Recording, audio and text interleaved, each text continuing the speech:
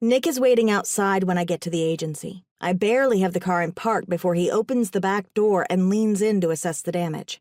Taking in the sight, he hisses a low curse. You're right. That's a lot of blood. The arrows must be iron-tipped. What? Iron is poisonous to Fae. The arrow tips must be made of iron to keep the blood flowing like this. My mouth falls open when Nick pulls Terrance from the car and throws him over his shoulder in a fireman's carry as if his weight is nothing. Just how strong is he? Get the door for me, little Spitfire. Shaking myself from my daze, I hold open the door for Nick. Ren and the other agency member from the office, Darla, both jump to their feet instantly. What happened? Ren screeches, running in front of Nick down the hall to open a room that looks like an employee break room. It has a couch, a fridge, a small table with 2 chairs, and a counter with a sink, a coffee pot, and a microwave. There's a first aid kit ready and waiting on the small table. Nick gently lays the unconscious Terrance face down on the couch. Ren, give me some towels or something to stop the bleeding. He uses scissors to cut away Terrance's coat and shirt, then pulls his knife from his boot.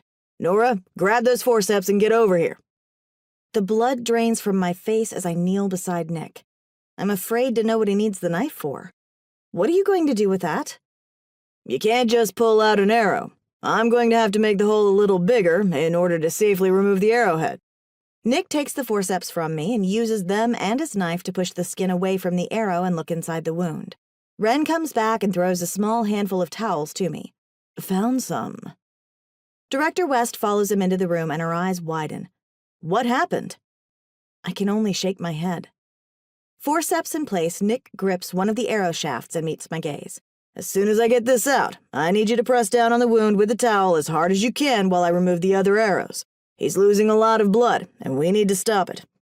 I nod my head in a quick, jerky motion. I'm sure I'm going to freak out about this the moment it's over, but right now, the adrenaline in my system is keeping me focused enough to follow Nick's orders. My stomach rolls when Nick removes the arrow from Terrance's back. I swear I don't breathe the entire time. My only consolation is that Terrance remains unconscious, so he can't feel the way Nick digs into his back with the knife and forceps.